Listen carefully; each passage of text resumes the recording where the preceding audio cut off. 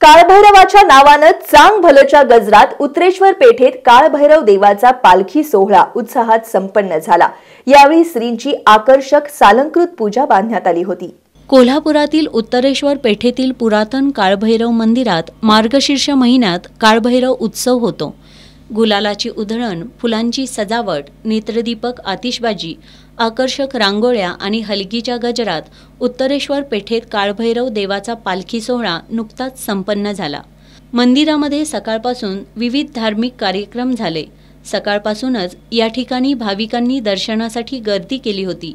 सायंकाळी ॲडव्होकेट धनंजय पठाडे यांच्या हस्ते पालखीचं पूजन करून पालखी मार्गस्थ करण्यात आली। पालखी वाजत गाजत उत्तरेश्वर पेठेतील सर्व गल्ल्यांमधून नेण्यात आली।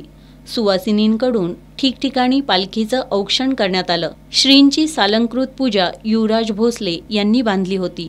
या प्रसंगी माजी नगरसेवक प्रकाश गवंडी, तानाजी अतिग्रे, सिद्धेश सुतार, सचिन खराडे, मंगेश तांदळे आदी उपस्थित होते।